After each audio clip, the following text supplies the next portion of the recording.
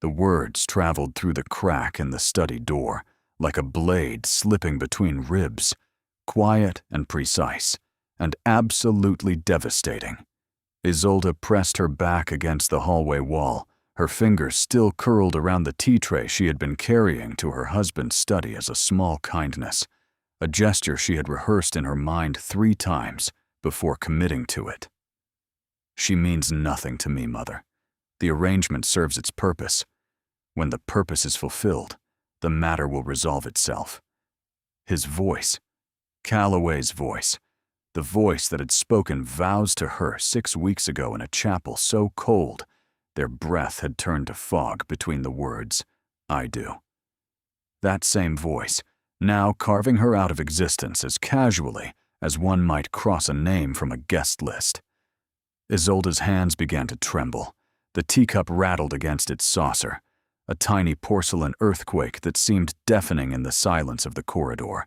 She pressed the tray against her stomach to still it, the heat of the pot bleeding through her dress, burning her skin. But the pain felt distant, irrelevant. Nothing compared to the hollow expanding in her chest.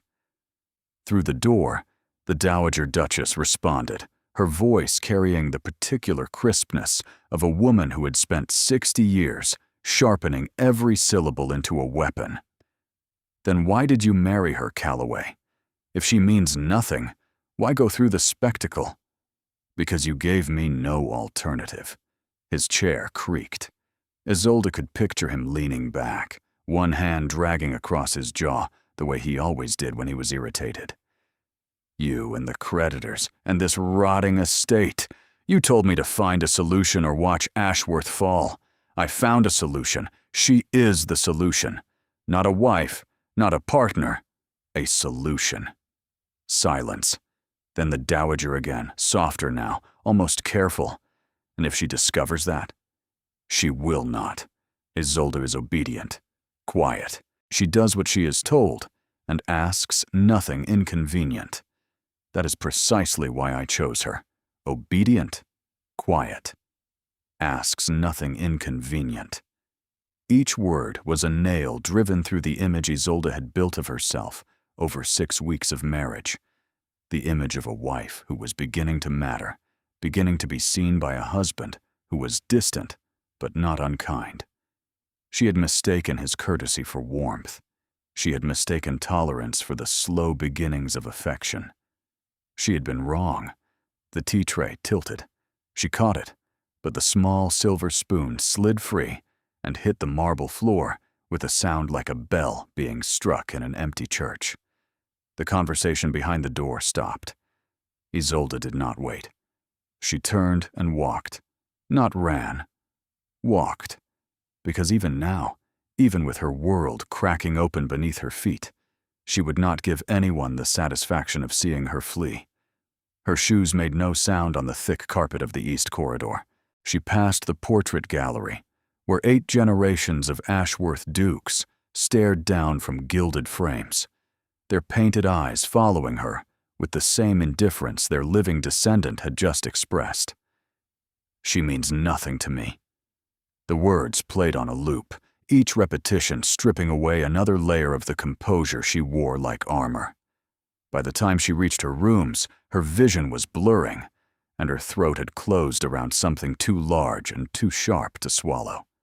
She set the tea tray on the writing desk. She sat on the edge of the bed. She pressed both hands flat against the embroidered coverlet and breathed. In, out, in, out. She would not cry. Crying implied surprise, and some part of her, some quiet, honest, deeply buried part, had always known this was too good to be true. Girls like Isolde Merriweather did not marry dukes. Not really. Not in any way that mattered. They were borrowed, used, and eventually returned to the modest lives from which they had been plucked. She had simply allowed herself to forget that. She had allowed herself to hope. And hope, as her grandmother used to say, was the cruelest kind of debt, because it always came due at the worst possible moment. A knock at the door made her flinch. "Miss, Your Grace." It was Prentice, the young housemaid assigned to attend her. "Shall I draw your bath?" Isolde's voice came out flat, controlled, belonging to someone she did not quite recognize. "Yes, Prentice, that would be lovely." She listened to the girl move through the adjoining room, the splash of water, the clink of bottles. Normal sounds, the sounds of a life that was supposed to be hers. She looked at the tea tray she had carried all the way from the kitchen herself because she had wanted, foolishly, stupidly, to do something with her own hands for the man she had married. The tea was cold now. It did not matter, did. Nothing about that small, hopeful gesture mattered anymore. But even as the ache settled into her bones, something else stirred beneath it. Not sadness, not resignation. Something sharper, something with teeth. Because Isolde Merriweather had grown up in a house where the roof leaked and the winters lasted forever. And she had learned very young that the difference between surviving and drowning was simply deciding which one you refused to do. She was not going to drown. Not here. Not because of him. She just needed to figure out what to do next. The marriage had begun, as so many disastrous things do, with a letter. 3 months before the wedding, Isolde had been sitting in the back room of her mother's millinery shop in the village of Thornfield, stitching silk flowers onto a bonnet she would never be able to afford, when her brother Soren walked in with an expression she had learned to distrust, the particular brightness in his eyes that meant he had found another scheme, another shortcut, another brilliant idea that would almost certainly end in catastrophe. He set a letter on the work table between them, thick cream paper, a wax seal she did not recognize, deep burgundy, pressed with a crest that featured 2 wolves flanking a shield. "Before you say no," Soren began. "I have not said anything. You are about to. Your left eyebrow does a thing." He sat across from her, pushing aside ribbons and hat forms. "Just read it, Isolde." "Please." She picked up the letter. The handwriting was not Soren's. It was precise and angular, each letter formed with the deliberate control of someone who had been taught penmanship as a discipline rather than a skill. The letter was addressed to Soren, but its contents concerned her. It was from a solicitor named Mr. Aldrich Vane, writing on behalf of His Grace, Calloway Ashworth, the 7th Duke of Ravensmere. The language was formal, circuitous, padded with legal courtesies, but stripped to its bones. The message was simple. The Duke required a wife, not a love match, not a society bride, not a woman of fortune or title. He required someone intelligent, presentable, and willing to enter a marriage of practical arrangement. In exchange, the Duke would settle all outstanding debts belonging to the bride's immediate family, provide a generous annual allowance, and ensure the comfort and security of her relations for the duration of the marriage. The solicitor had been directed to Mr. Soren Merriweather, whose acquaintance the Duke had made through certain business dealings, as a man who might know of a suitable candidate. Isolde read it twice. Then she looked at her brother. "You cannot be serious." "The debts, Isolde." Soren's voice dropped. His brightness dimmed into something rawer, more desperate. "Father's debts. The shop is 3 months behind on rent. Mother's eyes are failing. She cannot keep stitching at this pace, and the creditors are no longer sending letters. They are sending men. Men who stand outside the shop and wait. She knew. She had seen them, thick-shouldered and patient, leaning against the wall across the street, watching. Not threatening, not yet, but present. A reminder that debts did not disappear simply because the debtor had died and left behind a widow and 2 children who had nothing to sell. "Who is this Duke?" she asked. "Calloway Ashworth." Soren pulled his chair closer, leaning in as if someone might overhear them in the empty back room. "I met his man of business last year when I was trying to sell those shipping shares. The estate is called Ashworth Hall. Massive place in Harrowick, north of London. Old family, old title, old money. Only the money ran out about 10 years ago, and the current Duke has been trying to rebuild it. He needs a wife because his grandmother controls a trust that only releases funds upon his marriage. It is a condition of his late father's will. And he wants someone, nobody. Someone with no connections, no expectations, no power to complicate things. He wants someone manageable, Isolde said, her voice quiet. Soren flinched. He wants someone smart.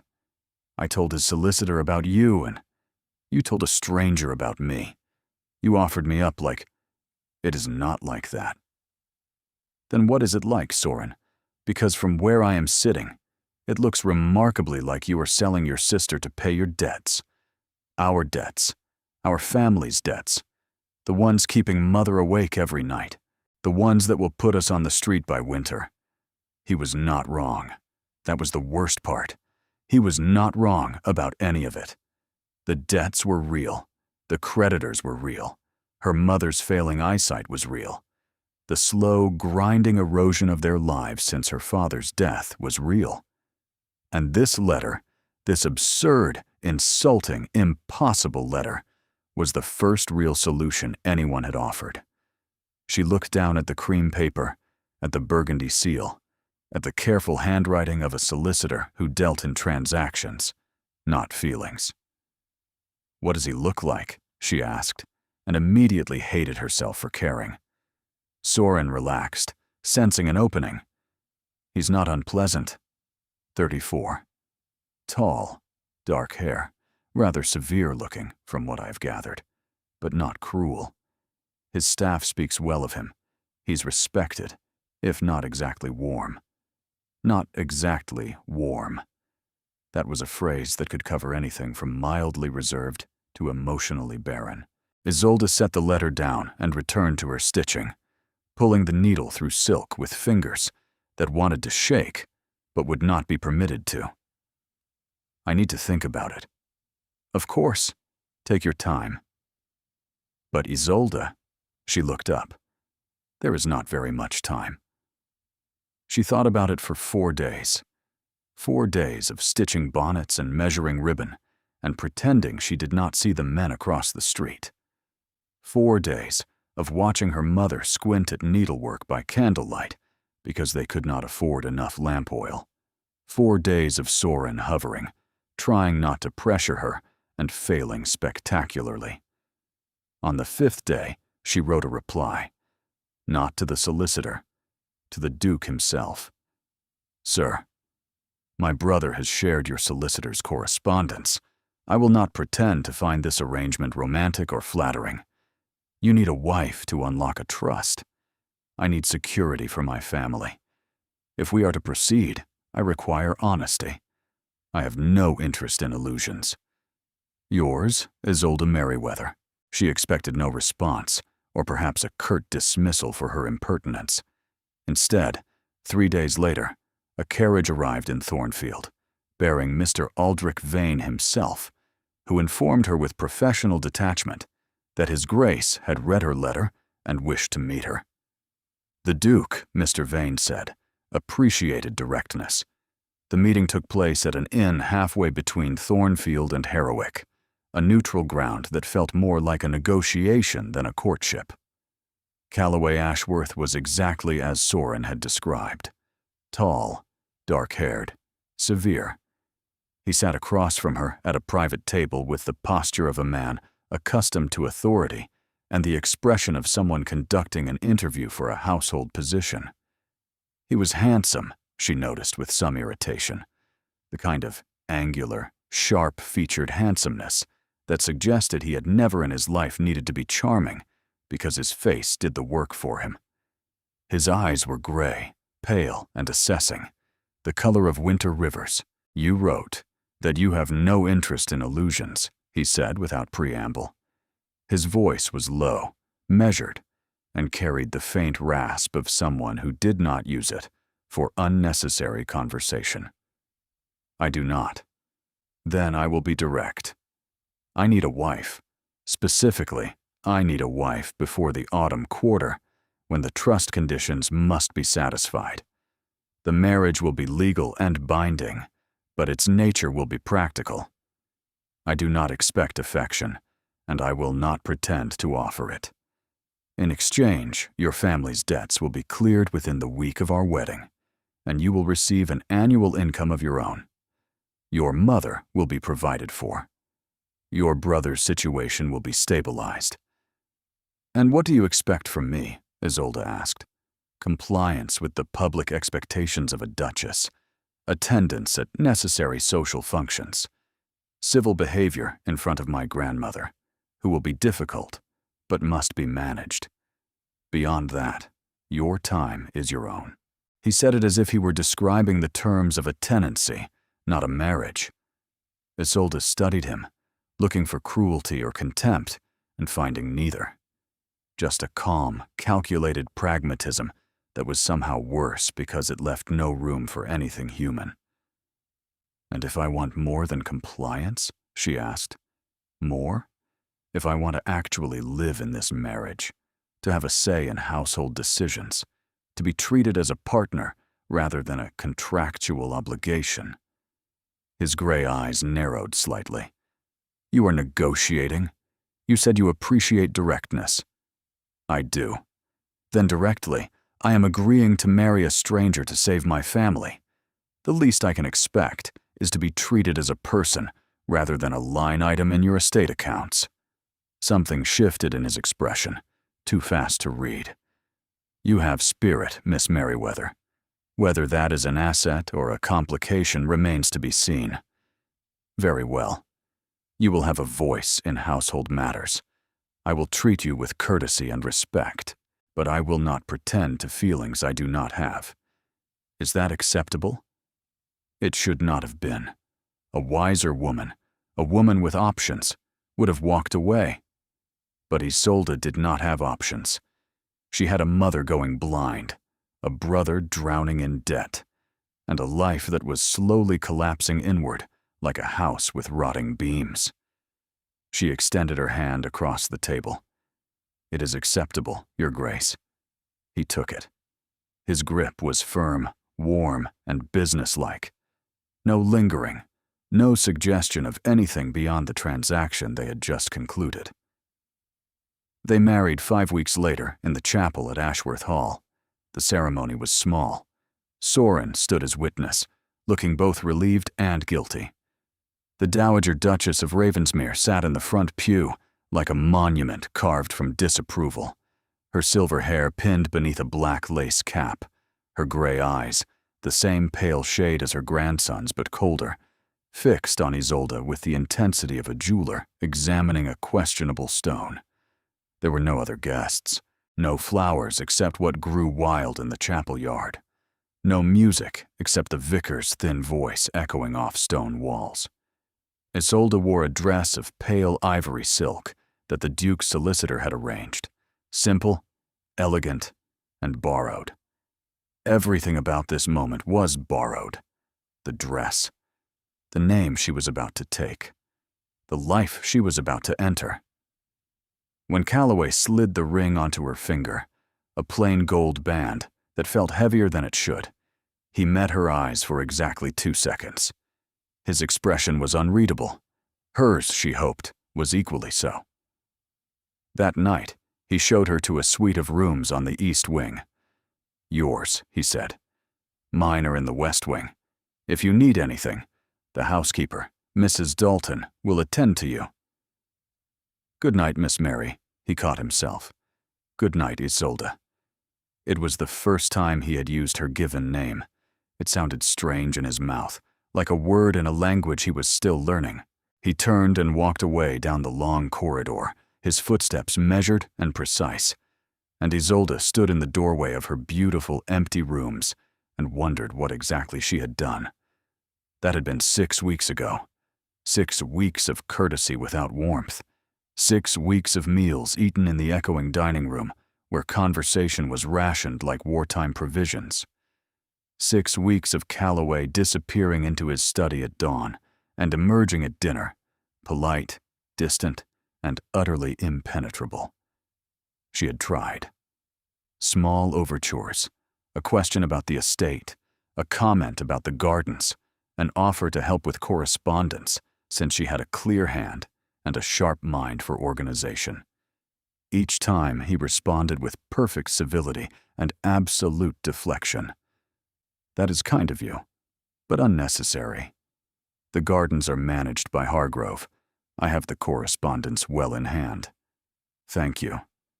She was a guest in her own marriage, tolerated and irrelevant, and she had been foolish enough to think that might be changing.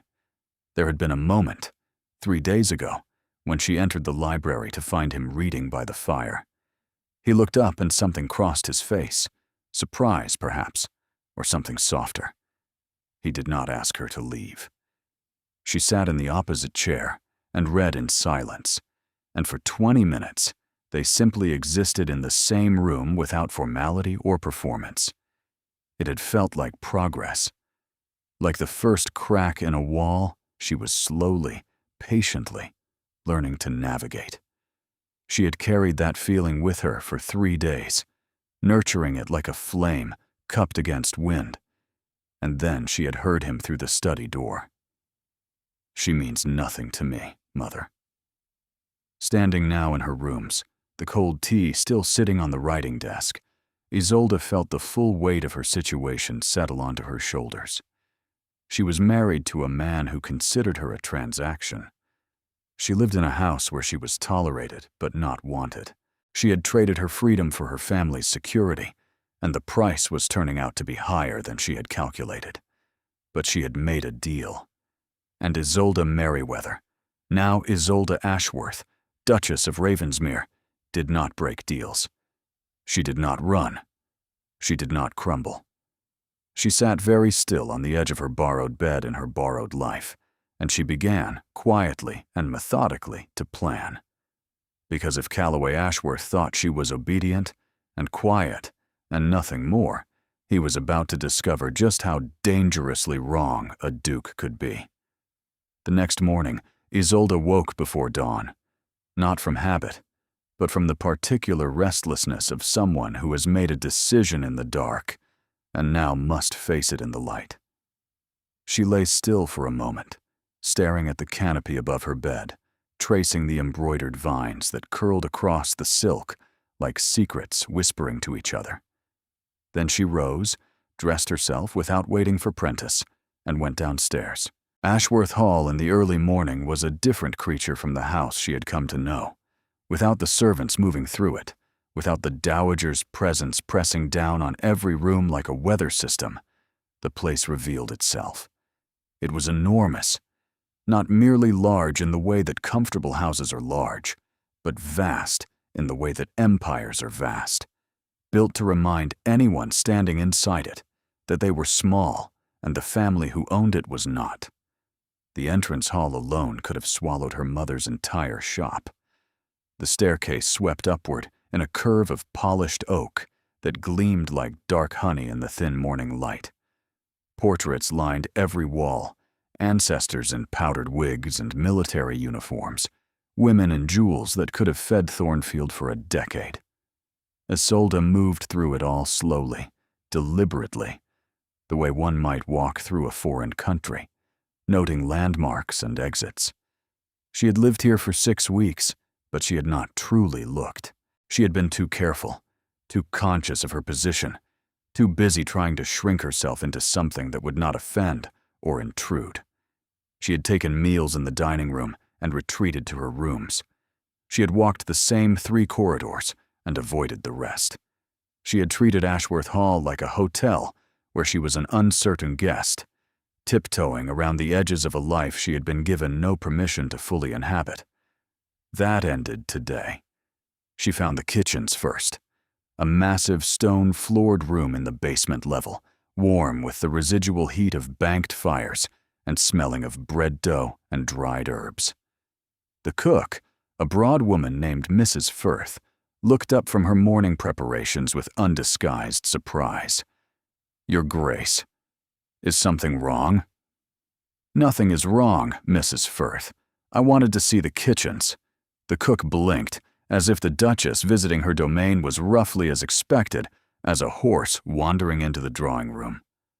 "Well, here they are, Your Grace." Isolde looked around, taking in the copper pots, the long preparation tables, the pantry shelves lined with preserves. It was the most alive room she had encountered in this house. "Who plans the menus?" "I do, Your Grace, in consultation with Mrs. Dalton." "I would like to be involved," Isolde said. "Not to interfere, but to learn. I should know how this household runs." Mrs. Firth's expression shifted from surprise to something cautious, but not unfriendly. "Of course, Your Grace. Whatever you wish." From the kitchens, Isolde explored methodically. The laundry rooms, where 3 women worked in clouds of steam. The still room, where medicines and cleaning preparations were mixed. The servants' hall, where the staff took their meals at a long pine table. The stables, where a groom named Wycliffe showed her the horses with quiet pride. The gardens, which she had glimpsed from windows but never walked through, sprawling and overgrown in some places, meticulously maintained in others. A patchwork of ambition and neglect that mirrored the estate itself. She found the library last, though it was the room she had been circling toward all morning. It was 2 stories tall, with a gallery running around the upper level and a rolling ladder attached to brass rails. The shelves were packed with thousands of volumes, spines cracked and faded. Some titles so old the gilt lettering had worn away entirely. It smelled of leather and dust and time. She pulled down a book at random, a treatise on agricultural reform, dated 1792, with notes scrawled in the margins in 3 different hands, 3 generations of Ashworth dukes arguing with each other across decades. She was reading the margin notes when a voice interrupted her. "You are up early." She did not startle. She had been half expecting him. Calloway stood in the doorway, dressed for riding, his dark hair still damp. His expression held the faintest trace of surprise, as though finding her in the library at 6 in the morning did not fit neatly into whatever category he had filed her under. "I could not sleep," Isolde said. She held up the book. "Your great-grandfather had very strong opinions about crop rotation." He did. He was also spectacularly wrong about most of them, which my grandfather took great pleasure in pointing out. He gestured at the margin notes. "That is their argument. It lasted 40 years. Isolde looked down at the cramped handwriting, 2 men debating across time, and felt something unexpected. Envy. "They cared about this place," she said quietly, "deeply. Whatever their disagreements, they loved Ashworth." "Yes." Calloway's voice was neutral, but something tightened in his jaw.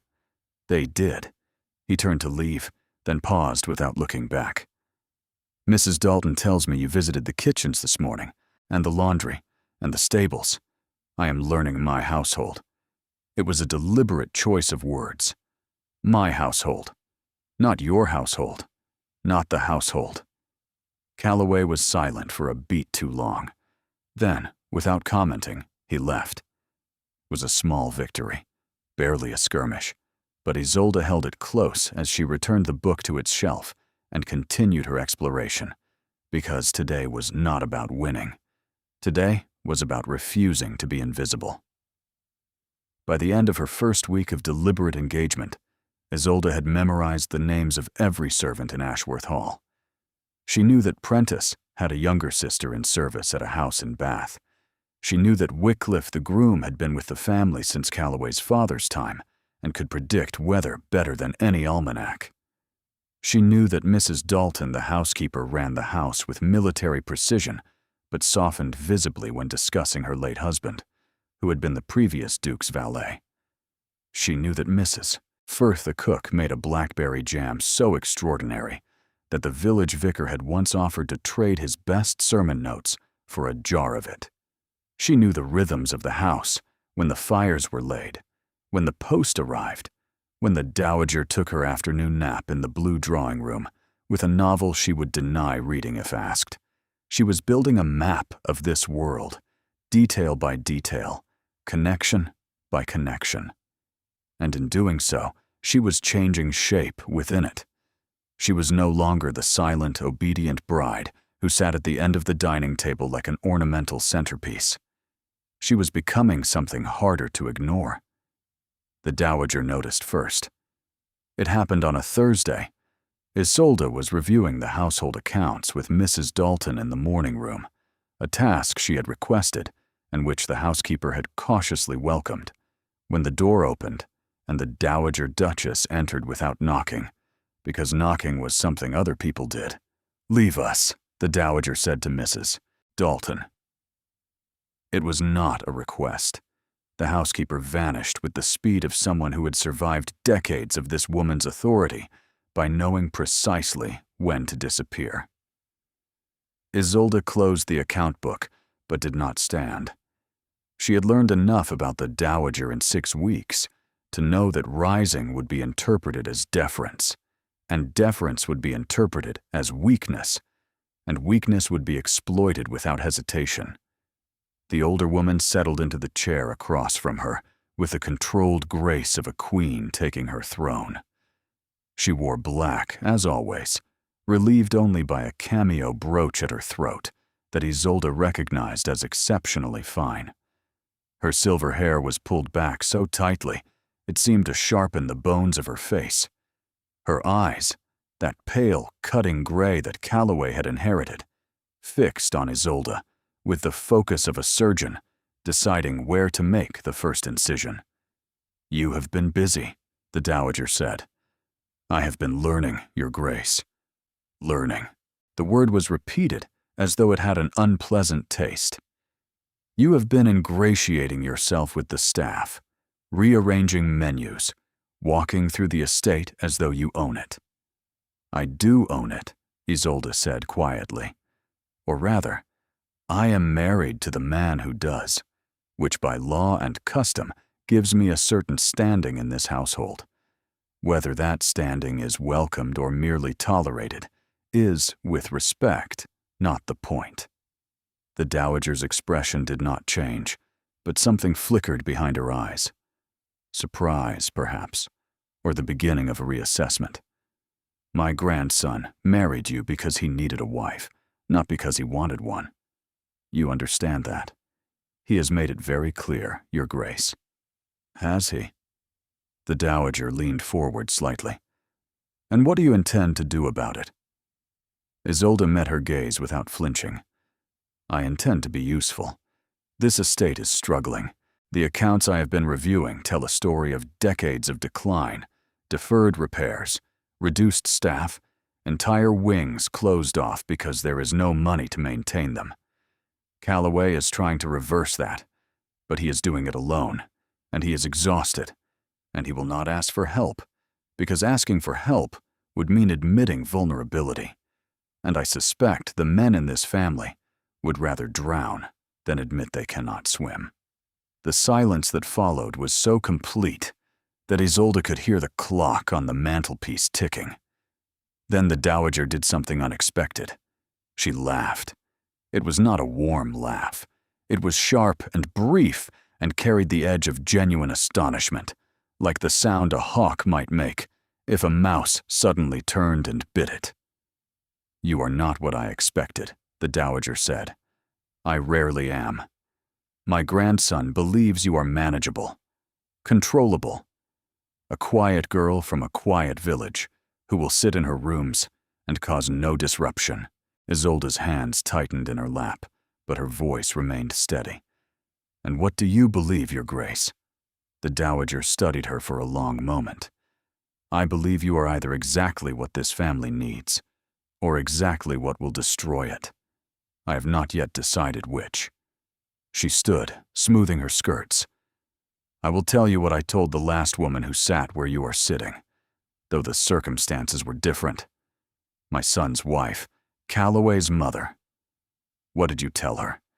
That this family consumes the women who marry into it. It demands everything and offers very little in return. Calloway's mother gave everything, her youth, her health, her happiness. She died in this house at 31, worn down by the weight of it.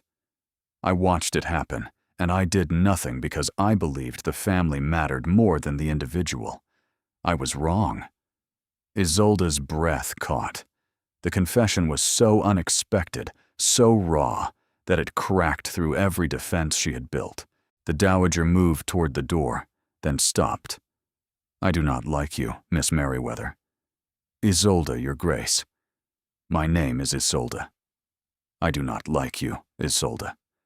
But I did not like Calloway's mother either, and she turned out to be the best thing that ever happened to my son. Perhaps you will surprise me similarly. Perhaps I will simply watch you fail. Either way, I will be watching. She left. Isolde sat motionless for several minutes, her heart hammering, replaying every word. The dowager had given her 3 things in that conversation: a warning about the cost of this family, an admission of past failure, and something that was not quite permission, but was no longer outright opposition. It wasn't kindness. It was not acceptance.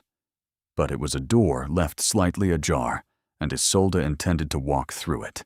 The weeks that followed settled into a pattern that was neither comfortable nor hostile, but something in between, a careful dance of proximity and distance that left Isolde perpetually off balance. She threw herself into the estate. The accounts became her domain, and she discovered she had a talent for numbers that years of managing her mother's shop had quietly cultivated. She found inefficiencies, redundancies, suppliers charging twice the market rate, because no one had bothered to renegotiate contracts in over a decade. She brought her findings to Mrs. Dalton first, then to the estate manager, a perpetually harried man named Corwin, who treated her suggestions with initial skepticism that dissolved into grudging respect when her first round of changes saved the estate £40 in a single month. Calloway noticed. He did not say so directly, because direct acknowledgement of her contributions would mean admitting she was more than the quiet, obedient solution he had described to his mother. But she saw it in the way his gaze lingered on the revised account books she left on his desk, in the way he paused outside the morning room when she was meeting with Corwin, listening without entering, in the way he stopped correcting servants who came to her with household questions instead of to him. He was ceding ground, slowly, grudgingly, almost unconsciously, but he was ceding it. Their evenings began to shift. It started with the library. Isolde continued her habit of reading there after dinner, and Calloway continued to work at his desk in the same room. For the first week, they occupied opposite ends of the space in silence, 2 planets in separate orbits. But silence between 2 people who share a room every evening has a way of changing texture. It moves from awkward to tolerable, to something that almost resembles companionship, the quiet understanding of 2 people who have agreed, without discussing it, that being alone together is preferable to being alone apart. On the 9th evening, Calloway spoke without looking up from his correspondence. "You reorganized the tenancy agreements. I reviewed them. Several were outdated.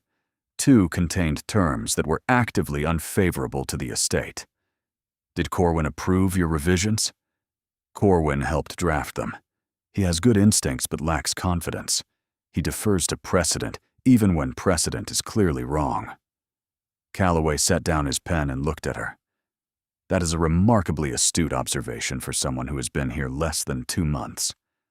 Isolde turned a page in her book. "I grew up watching my father run a business. He made every mistake it is possible to make, which gave me an excellent education in what not to do. What happened to his business? He trusted a partner who stole from him. By the time he discovered the theft, there was nothing left to save. He died owing money to half the county and believing he had failed his family." Calloway was quiet for a moment. "I'm sorry. Are you? Or is that simply what one says?" The question hung between them. Isolde had not meant to echo the sharpness she had heard through his study door, but the words came out barbed, carrying 6 weeks of suppressed hurt. Calloway's eyes narrowed. He studied her with an intensity that made her skin prickle, as though he were seeing her clearly for the first time, and was not entirely sure what to make of what he found. "I'm sorry," he repeated, and this time the words carried weight. She held his gaze for a beat, then returned to her book. But something had cracked open in the air between them, a hairline fracture in the wall he maintained so carefully. She could feel it the way one feels a change in weather, a shift in pressure, a warmth where there had been none. 2 days later, he asked her opinion on a land dispute with a neighboring estate. Not through Corwin, not through Mrs. Dalton. He came to her directly, standing in the doorway of the morning room with a document in his hand, and an expression that suggested he was mildly annoyed at himself for being there. The Haverston family claims this boundary has been there since 1760. Our records suggest otherwise, but the survey maps are contradictory.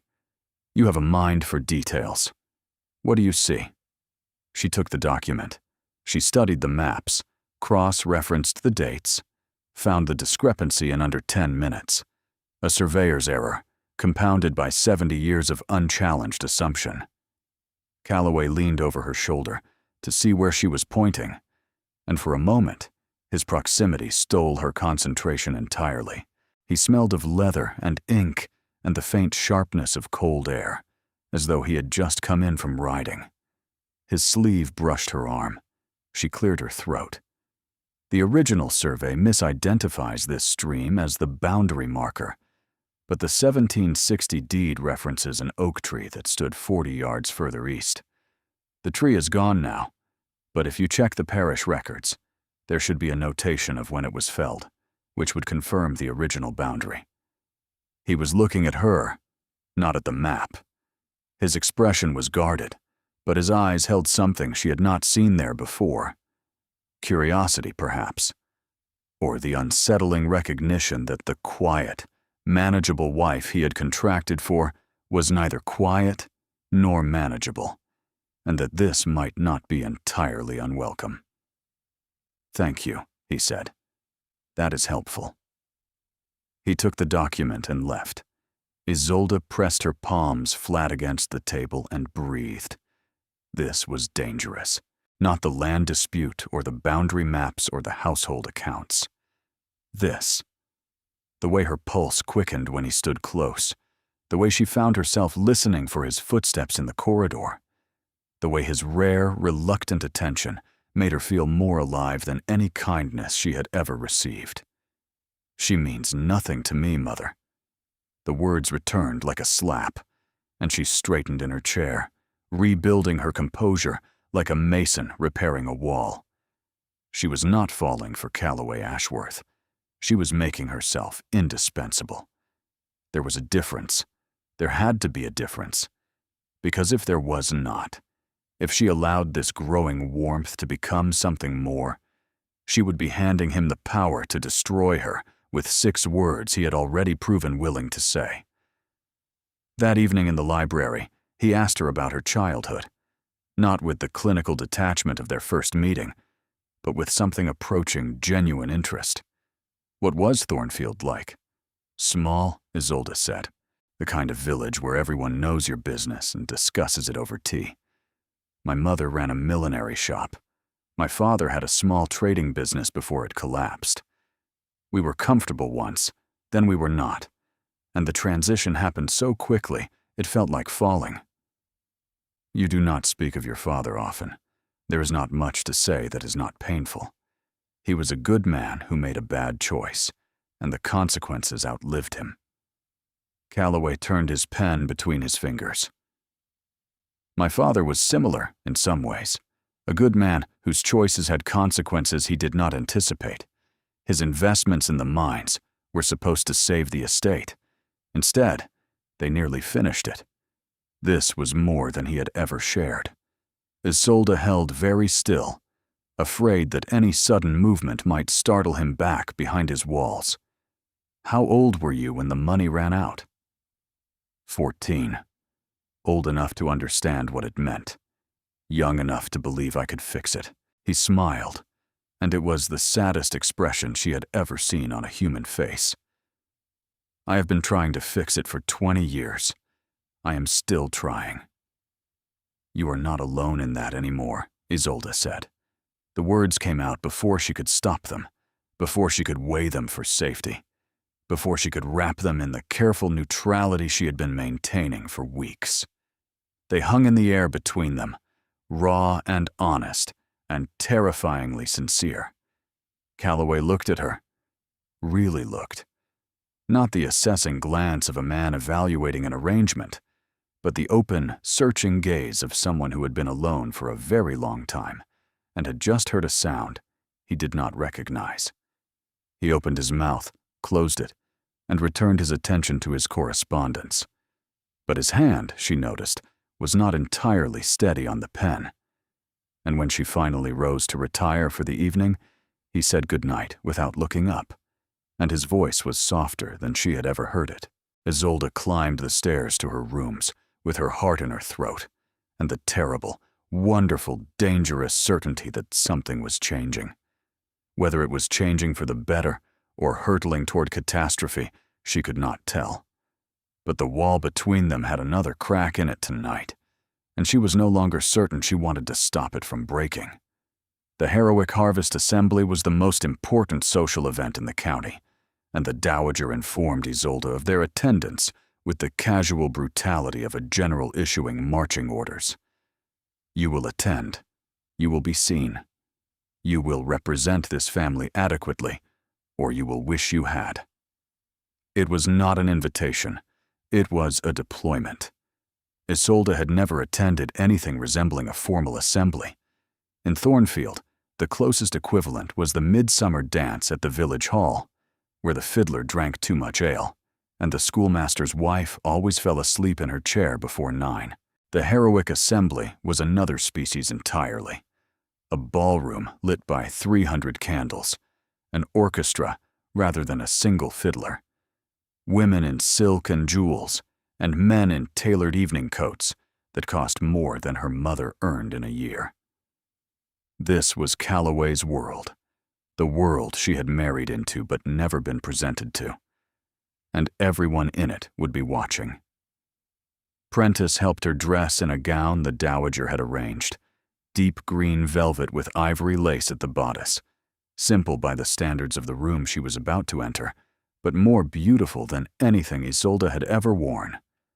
Her dark hair was pinned up with borrowed combs. A single strand of pearls, also borrowed, lay against her throat. She looked in the mirror and saw someone she almost recognized, a woman who belonged somewhere elegant, somewhere bright. Almost. Calloway waited in the entrance hall. He wore black evening dress with the ease of someone who had been born into formality, and when Isolde descended the stairs, he looked up. For one unguarded second, his expression shifted. It was not admiration exactly. It was closer to recognition, as though he were seeing something he had known was there, but had refused to acknowledge. Then the mask returned. "You look well," he said. The Dowager nodded once, which Isolde was learning to interpret as the highest possible praise from a woman who distributed approval like a miser, distributing coins. The carriage ride was silent. Calloway sat across from her, his gaze fixed on the passing darkness beyond the window. The Dowager sat beside Isolde, radiating authority. No one spoke, but the tension was a living thing, pressing against the walls of the carriage like a held breath. They arrived. The assembly rooms blazed with light and noise. Isolde felt the shift the moment they entered, the subtle turning of heads, the recalibration of attention. The Duke of Ravensmere had brought his wife, the mysterious girl from nowhere, the one no one had met, the one everyone had been whispering about for weeks. Calloway offered his arm. She took it, hyper-aware of the warmth of him through layers of fabric, and they walked into the room together. Introductions came in a blur. Sir Ambrose Whitley and his wife, whose smile did not reach her eyes. The Haverston family, with whom Calloway had the boundary dispute, their politeness thin as paper. Mrs. Bracewell, the vicar's wife, who was genuinely kind and held Isolde's hand a moment longer than necessary, as if offering solidarity. And then, cutting through the crowd with the precision of a blade through silk, a woman Isolde had never seen, but instantly understood. Lady Margot Pemberton. She was tall, fair-haired, and beautiful in the way that expensive things are beautiful, polished and deliberate and designed to be noticed. Her gown was rose-colored silk, cut lower than any other in the room, and she moved through the crowd with the absolute confidence of someone who had never in her life been told she did not belong. Her eyes found Calloway before she reached them, and the smile she gave him was warm, possessive, and entirely too familiar. "Your Grace." She curtsied, but the gesture was perfunctory, a formality between intimates rather than a greeting between acquaintances. "How wonderful to see you out in society again. It has been far too long. Calloway, Lady Margot," he said, and his voice held a careful neutrality that told Isolde everything she needed to know. This woman mattered, or had mattered, or wanted to matter again. "May I introduce my wife, Isolde?" Lady Margot's gaze swept over Isolde with the practiced efficiency of a woman cataloging every flaw. "Your wife?" "Yes. I had heard." She extended a gloved hand. "How delightful." "Isolde? What an unusual name." "It is old," Isolde said, taking the offered hand. "Like the estate. How charming." Lady Margot turned back to Calloway, dismissing Isolde as thoroughly as if she had ceased to exist. "I was hoping you might spare a dance this evening, Your Grace, for old time's sake." Isolde felt the words land like a stone, dropped into still water. Old times. There was history here, unspoken and potent, and she had walked into it blind. Calloway hesitated. It was brief, barely a fraction of a second, but Isolde caught it.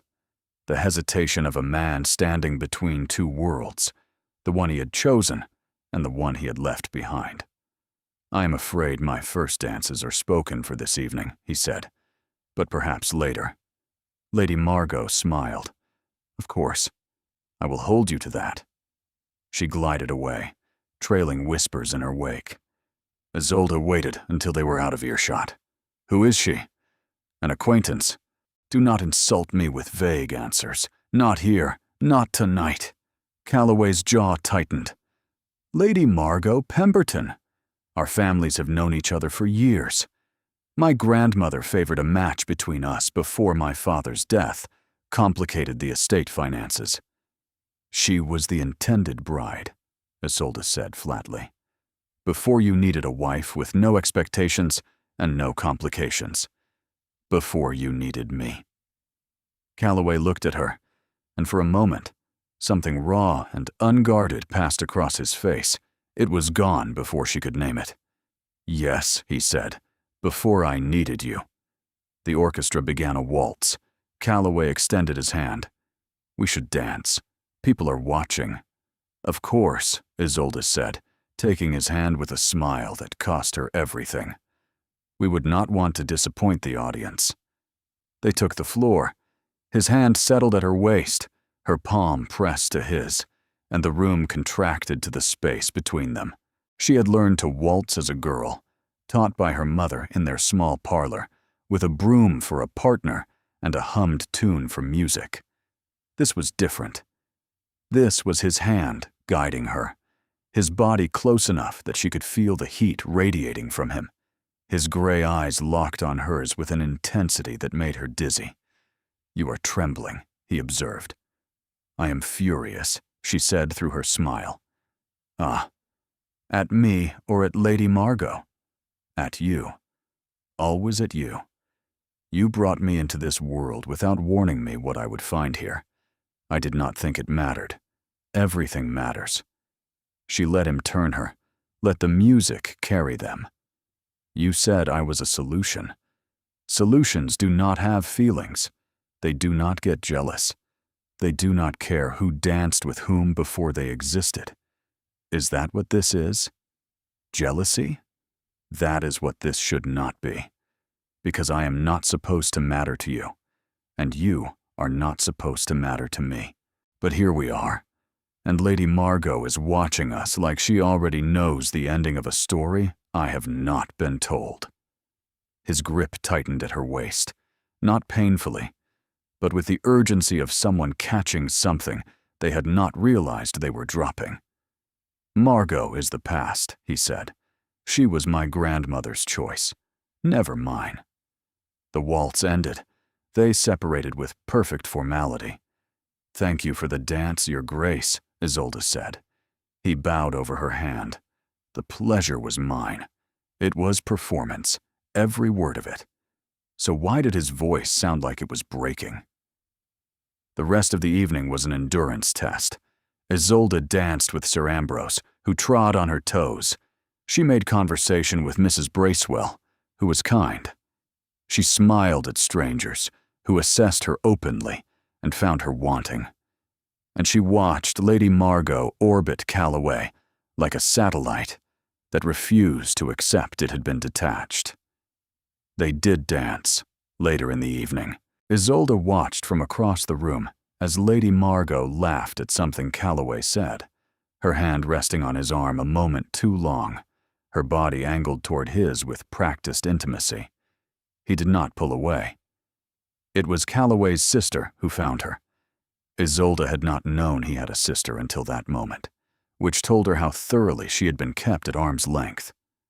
A young woman appeared at her elbow, dark-haired and sharp-featured like her brother, but with a warmth in her hazel eyes that he completely lacked.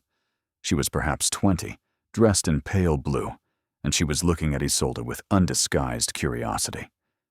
You are her, the sister said. The wife. You must be the sister no one told me about, Isolde replied.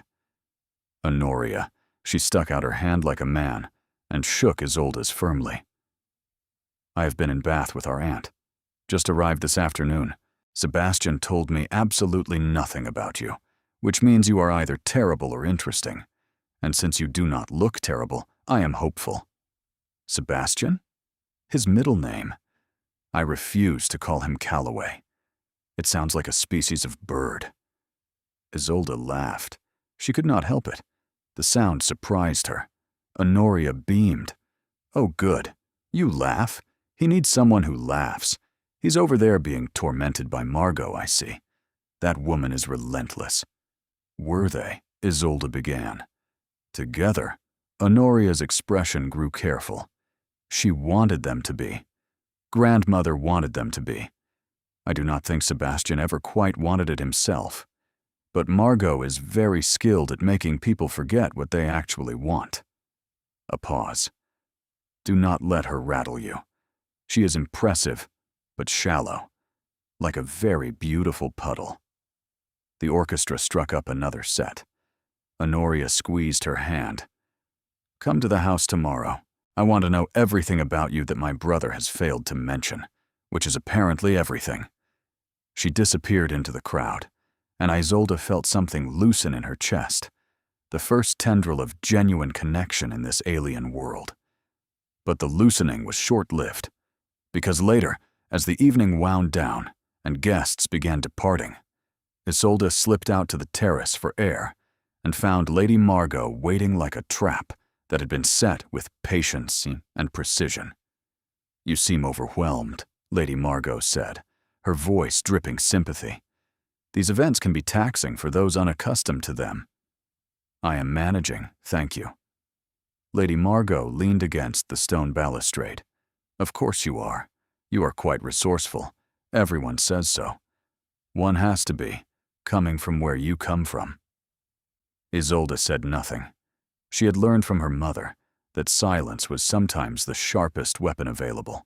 You should know, Lady Margot continued, her voice dropping to something intimate and poisonous, that Calloway and I have an understanding. We have had one since we were young. This marriage of his, this arrangement, it changes nothing between us. He did what he had to do for the estate. Everyone understands that. But arrangements end. And when this one does, things will return to what they were. Isolde's hands were cold. Her chest ached, but she kept her voice even. If your understanding with the Duke is so secure, Lady Margot, I wonder why you feel the need to explain it to me at a party. The other woman's expression hardened. Because I want you to understand your position. You are a placeholder. Enjoy the dresses and the title while they last, but do not mistake proximity for permanence. And do not, she stepped closer, her perfume cloying in the night air, make the mistake of falling in love with him. It would be terribly inconvenient for everyone. Isolde met her eyes. Thank you for the advice, Lady Margot. I will give it exactly the consideration it deserves. She walked past her, back into the ballroom, back into the noise and light and judgment, and she did not let her face break until she was safely inside the carriage, where she turned her head toward the window and pressed her burning eyes against the cold glass. In the seat across from her, Calloway watched. She could feel his gaze, but refused to meet it. When they arrived home, she went directly to her rooms without speaking to anyone. That night, she did not go to the library. 3 days passed. Isolde buried herself in estate work with a ferocity that alarmed even Mrs. Dalton. She reorganized the linen inventories. She drafted new supplier contracts. She walked the tenant farms with Corwin, listening to complaints and taking notes with methodical precision. She did not go to the library. She did not seek Calloway's company. She rebuilt her walls, brick by brick, mortaring each one with the memory of his words through the study door and Lady Margot's poisonous confidence on the terrace. On the third evening, Calloway came to find her. She was in the morning room, working by candlelight because the fire had burned low, and she had not noticed. He stood in the doorway, and she could feel him there without looking up, the particular weight of his presence that she had become attuned to against her will. You have been avoiding me. I have been working. That is not what I said. She set down her pen. What would you like, Your Grace? He flinched at the formality. The tiny recoil was almost invisible, but she saw it and hated herself for the satisfaction it gave her. He crossed the room and placed something on the desk beside her. It was a small leather-bound journal, old and slightly battered, with a clasp shaped like a leaf. It belonged to my mother, he said. She kept it during the first year of her marriage. I found it in the library after she died. I have never shown it to anyone. Isolde stared at the journal without touching it. Why are you showing it to me? Because she wrote about what it felt like to arrive here, a stranger in a strange house, married to a man she barely knew, surrounded by people who viewed her as an intruder. She wrote about loneliness and doubt and the slow, terrifying process of learning to belong somewhere that did not want her. He paused. I thought you might understand. Her throat closed. She picked up the journal with careful hands, feeling the weight of it, the history embedded in the worn leather. This is not a small thing, Calloway. No, it is not. She opened the first page. The handwriting was delicate and slightly slanted, the script of a woman writing quickly, privately, for no audience but herself. The first entry was dated 23 years ago. I arrived at Ashworth today. The house is beautiful and terrible. My husband is kind, but distant. His mother watches me as though she is waiting for me to fail. I think she might be right to wait. Isolde's eyes blurred. Calloway was watching her with an expression she had never seen on his face, something between fear and hope, as though he had handed her a weapon and was waiting to see if she would use it or lay it down. She looked up at him. Thank you, she whispered. He nodded once, turned, and left. But this time his departure felt different, not like a retreat, like a man who had taken a step off a cliff and was waiting to see if he would fall or fly. Isolde read the journal that night. Every word. Calloway's mother, a woman named Elspeth, had written with painful honesty about her first year at Ashworth Hall. The loneliness, the dowager's coldness, the slow, difficult thawing of a husband who had been raised to view emotion as weakness, and gradually, page by page, the cautious emergence of love, not the dramatic, consuming love of novels, but something quieter and harder earned, built from shared silences and small courtesies, and the daily choice to stay when leaving would have been easier. The last entry read, "He told me today that I make this house bearable. It is not poetry. It is not a declaration. But it is his, and he meant it, and I think that might be enough." Isolde closed the journal and pressed it against her chest. She thought of Calloway's face when he handed it to her, the vulnerability he had tried so hard to hide, the gift of his mother's most private thoughts, offered without explanation, because some things could not be explained. They could only be felt. She was in trouble. Deep, irreversible, heart-stopping trouble. Because she was falling in love with a man who had told his mother she meant nothing. And the worst part was, she was beginning to believe he might have been lying. The next morning, everything shattered. Isolde came downstairs to find the entrance hall in unusual commotion. Prentice was hovering near the stairs, her expression tight with anxiety. Mrs. Dalton was speaking in urgent, hushed tones with one of the footmen. And from the drawing room came voices, raised in a way she had never heard in this carefully controlled house. She entered without knocking. The dowager stood by the fireplace, her face white with fury. Calloway stood opposite her, rigid as a blade, his hands clenched at his sides. Between them, seated on the settee with the perfect composure of a woman who had orchestrated exactly this moment, was Lady Margot Pemberton. Ah, Lady Margot smiled. The wife arrives. How timely. What is happening? Isolde looked from Calloway to the dowager. No one answered. What is happening? She repeated, and this time her voice carried the steel she had been sharpening for weeks. Lady Margot has informed me, the dowager said, her voice shaking with controlled rage, that she and my grandson have maintained a private understanding throughout his marriage. That his marriage to you was a financial necessity and nothing more. And that she expects, when the trust conditions are fully satisfied, that the arrangement will be quietly dissolved. Isolde's vision narrowed. She looked at Calloway. Is this true? He opened his mouth, but Lady Margot spoke first.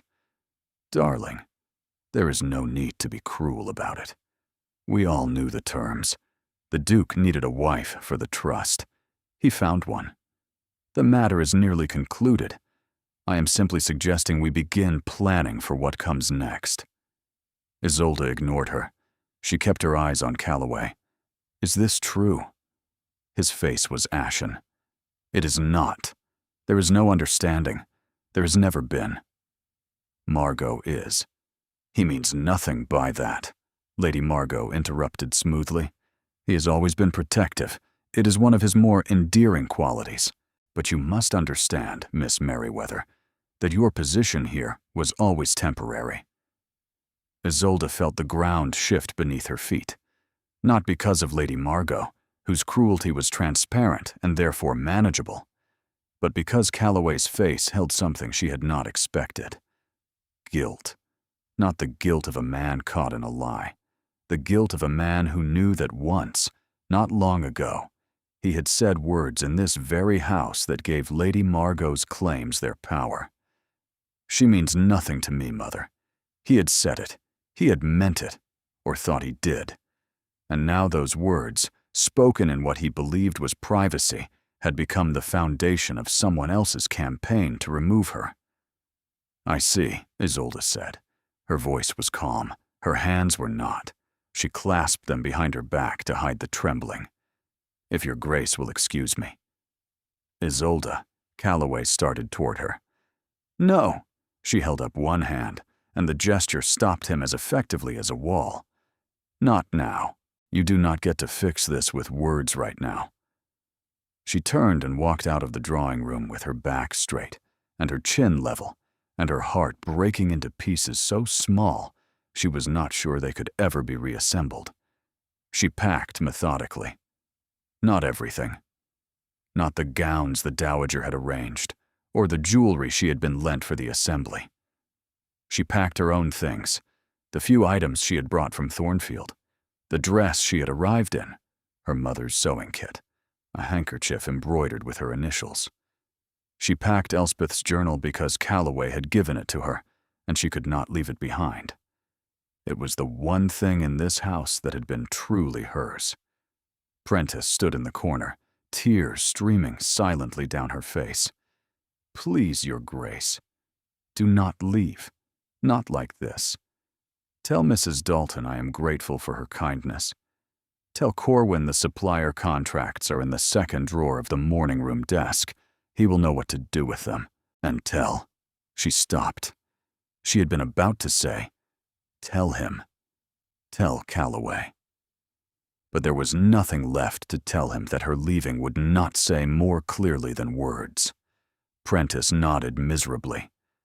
Isolde left through the servants' entrance because she could not bear to walk past the drawing room again. She hired a cart from the village and sat in the back among sacks of flour and dried goods, wearing her old dress, carrying her small bag, watching Ashworth Hall grow smaller behind her until the road curved and the house disappeared behind a line of ancient elms. She did not cry. There would be time for that later. Right now, she needed to survive the journey home, and surviving was what Isolde Merriweather did best. Home was exactly as she had left it. The shop with its window display of bonnets no one was buying. The rooms above it, small and clean, and smelling of lavender and soap. Her mother at the work table, squinting at stitchwork in the fading afternoon light, the creak of the floorboards, the tick of the mantel clock, the smallness of everything. Isolde, her mother said, rising. She did not ask why. She took one look at her daughter's face and simply opened her arms.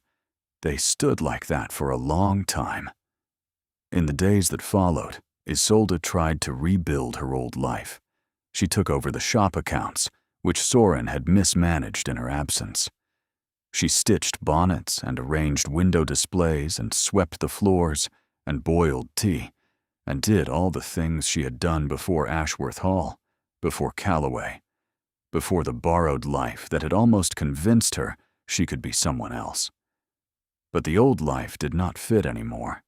It was like putting on a dress she had outgrown, the seams pulling, and the fabric tight across the shoulders. She moved through her days efficiently and emptily, and at night, she lay in her narrow bed and stared at the ceiling and thought about a library with a rolling ladder and a fire in the hearth and a man who worked too late, and sometimes, rarely, smiled at her like she was the only real thing in his world. On the 5th day, her mother sat her down. "You love him," she said. It was not a question.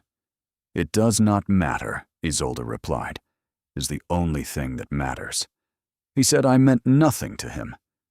"Did he say it to you?" "He said it to his mother. I heard it through a door." "And did you ask him why?" "There was no why. It was the truth. His truth at that moment, perhaps. People say things to their mothers that they would never say to anyone else. Things shaped by obligation and pride, and the desperate need to appear in control. Your father once told his mother he regretted marrying me. I was standing in the next room. I heard every word." Isolde stared at her. "What?" He said it because his mother was pressing him about money, about his failures, about providing for us. He said he regretted it because admitting he loved me would have meant admitting he had failed the person he loved most. Men say terrible things when they are afraid, Isolde, especially to their mothers. It does not make the words true. But listen to me. Her mother took her hands. Did he ever treat you as though you meant nothing? Isolde thought of the journal, Elspeth's journal, pressed into her hands with an expression that looked like surrender. She thought of the library evenings, the quiet conversations, and the way he had begun to seek her opinion, to lean on her judgment, to look at her with something that wasn't indifference and was not obligation and wasn't nothing. No, she whispered, he did not.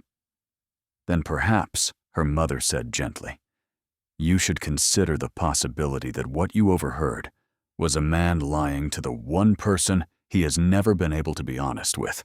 Isolde was still turning her mother's words over in her mind the next morning when Honoria arrived. Not by carriage. On horseback, her hair half undone, her riding habit splashed with mud, looking as though she had ridden through the night, because she had. She burst into the shop like a weather event, startling Isolde's mother so badly that a box of hat pins crashed to the floor. You left, Honoria said, breathless and furious, and radiating the particular energy of a young woman on a mission. You left, and he is falling apart, and you have to come back. How did you find me? He told me. Well, he did not tell me exactly. He threw a paperweight at the wall, and then told me, which is the same thing in his language. Honoria grabbed her hands. Listen, Margot is a liar. She always has been. There was never an understanding between them, not a real one. She wanted it. Grandmother encouraged it. But Calloway never agreed. He never even considered it. She manufactured the entire scene to drive you away, and it worked. Because he said I meant nothing. He said that to Grandmother weeks ago, before the assembly, before the library, before any of it. He said it because that is what Grandmother needed to hear to stop pressuring him about the marriage. He was protecting the arrangement, protecting you by claiming you did not matter so that Grandmother would stop trying to undermine you. Isolde's legs weakened. She sat down on the shop stool. That makes no sense. It makes perfect sense if you know him. He solves problems by controlling information. He tells people what they need to hear to achieve the outcome he wants. He told Grandmother you meant nothing, because if she believed that, she would stop scheming against you. He did not anticipate that you would hear it, or that Margot would use it. Honoria's expression softened. He is wretched, Isolde. I have never seen him like this. He has not eaten in 3 days. He dismissed Margot from the house and told Grandmother that if she ever allows that woman past the front door again, he will close Ashworth Hall and move to the continent. He said that? He also said, and I'm quoting directly, that he has made the worst mistake of his life, and that he deserves whatever comes of it, which is dramatic even for him. Isolde pressed her hands to her face. He could have told me. He could have explained. He could have trusted me with the truth instead of performing for his mother while I stood on the other side of the door. Yes, he could have, and that is what you need to tell him. Honoria pulled her gently to her feet. Come back. Not for the house, or the title, or the arrangement. Come back because he needs you, and you need him. And this stubborn, terrified, emotionally incompetent man is in love with you, whether he knows how to say it or not. Isolde looked at her mother, who nodded. Go, her mother said. Go home. Home. The word broke something open inside her, because home was not supposed to be a crumbling estate in Harrowick, with leaking roofs and a difficult grandmother and a husband who expressed his deepest feelings by throwing paperweights at walls. But it was. Somehow, impossibly, it was.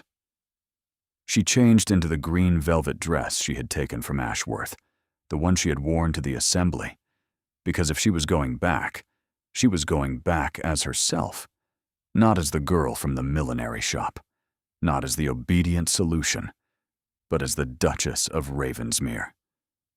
She rode back with Honoria. They barely spoke.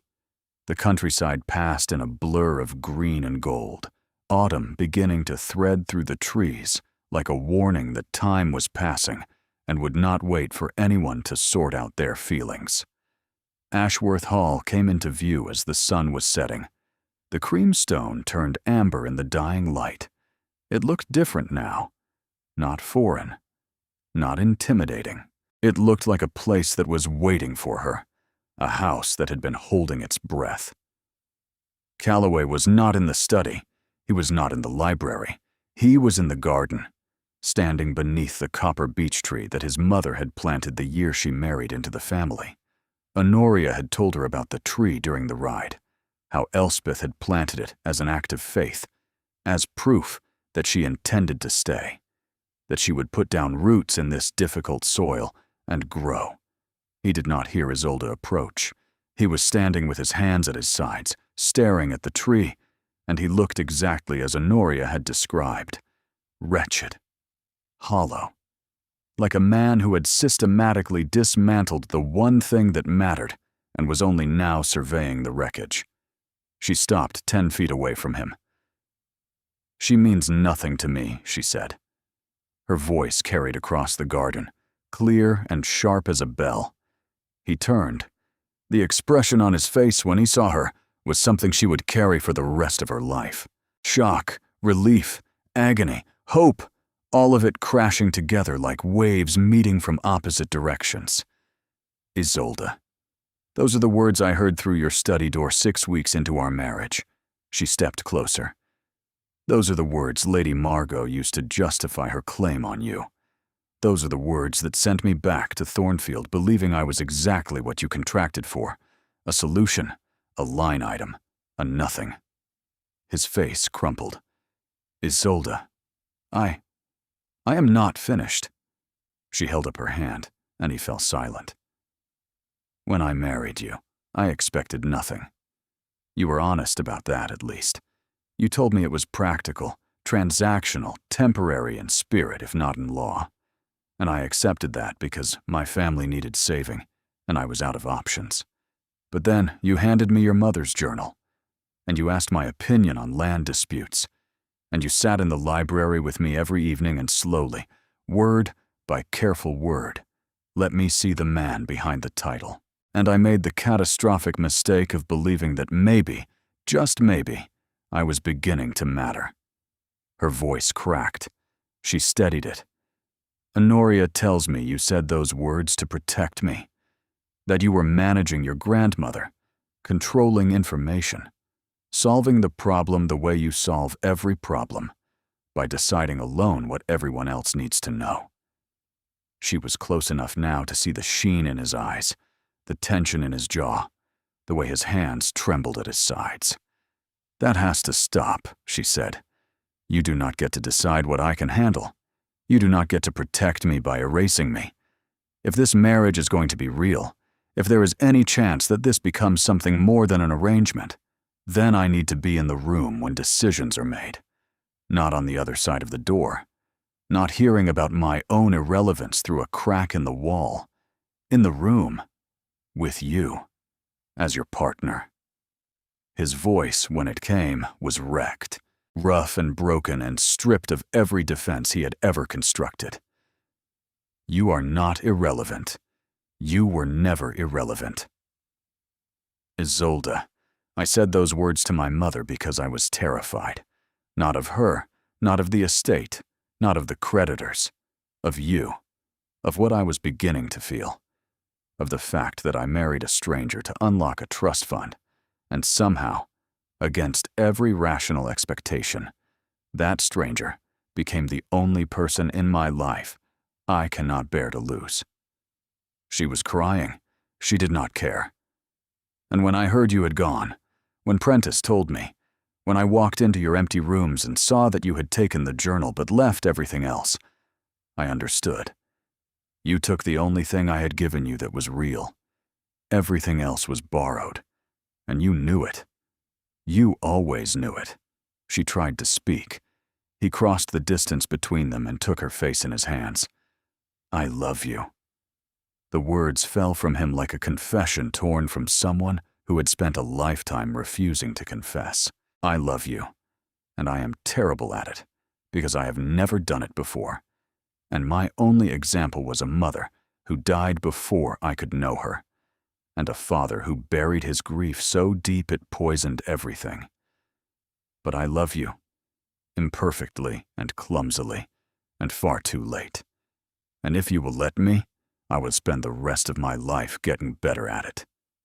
She kissed him. Not gently, not carefully. She kissed him the way you kiss someone when you have been drowning, and they are air, desperate and fierce, and full of every word she had swallowed for weeks. His arms wrapped around her, pulling her against him with a force that left no room for doubt or distance, or the careful propriety that had defined every interaction between them until this moment. When they finally pulled apart, breathing hard, foreheads pressed together, she whispered, "If you ever tell anyone I mean nothing to you again, I will dismantle your estate accounts so thoroughly it will take you a decade to sort them out." He laughed. The sound was raw and startled and beautiful, the laugh of a man who had forgotten he knew how. "Understood," he said, thoroughly and completely understood. They found the dowager in her sitting room. She was waiting. Of course she was waiting. She had probably been waiting since Honoria left for Thornfield, calculating outcomes and preparing responses for every possible scenario with the strategic mind that had kept this family afloat through 3 generations of financial disaster. "Grandmother," Calloway said. He held Isolde's hand. He did not let go. "Before you speak, I need to tell you something." The dowager's eyebrow rose. "I have lied to you. When I told you Isolde meant nothing, I was lying. I said it because I thought it was what you needed to hear to stop interfering, to stop scheming with Margot, to stop treating my marriage as a variable in your calculations.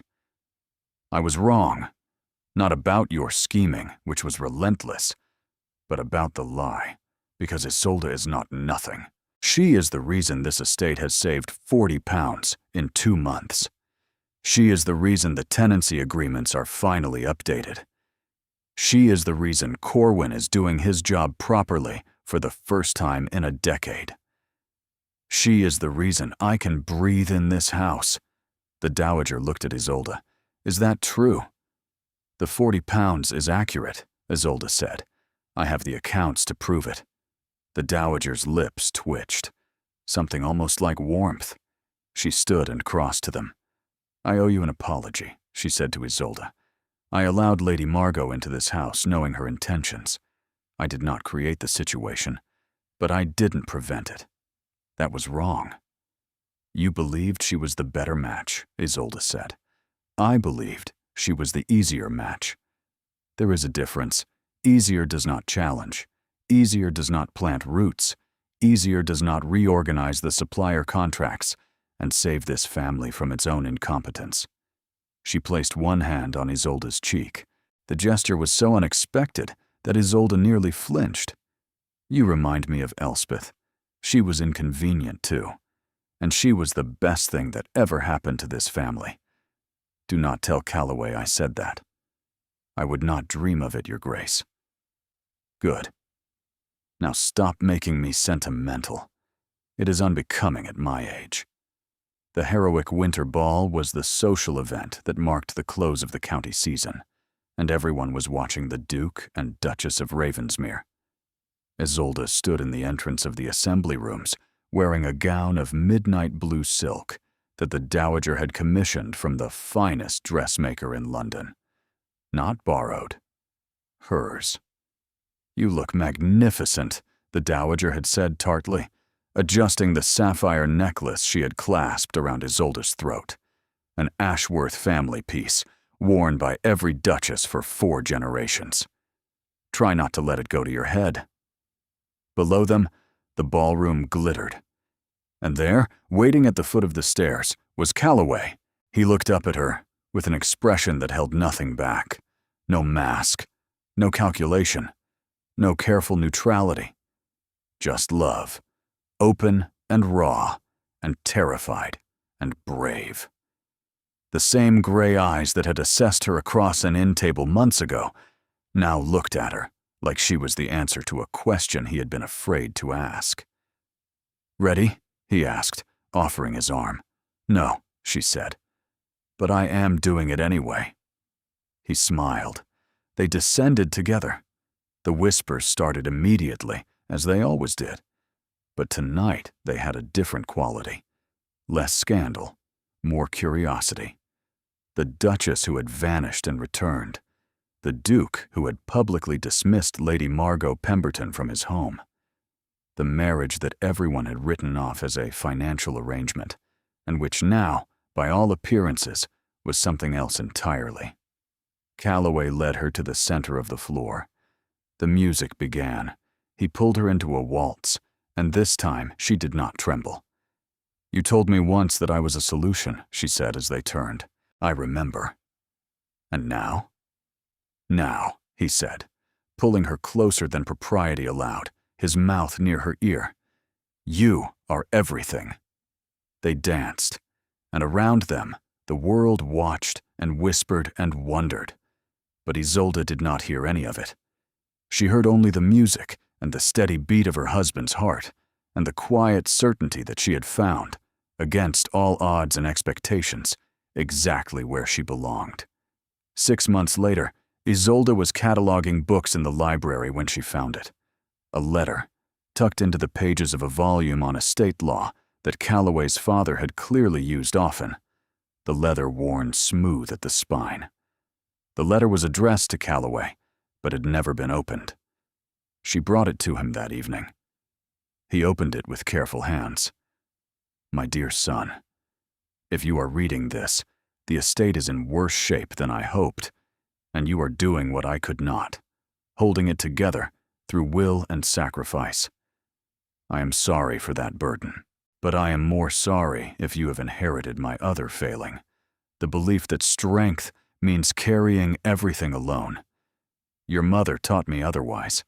She taught me that letting someone in is not weakness. It is the bravest thing a man can do. I was too proud to learn that lesson quickly, and I lost years with her that I will never recover. Do not make my mistake. Find someone brave enough to stand beside you, and then, for the love of everything good, let them. Your loving father." Calloway read it twice. Then he set it down and pulled Isolde into his arms. "Thank you," he said, "for finding this, for staying, for being brave enough to stand beside me even when I gave you every reason not to." She pressed her face against his chest and listened to his heartbeat. "You know," she said, "I think your father and your mother would have liked me. My mother did not like anyone. That is what the Dowager says too, and yet here I am."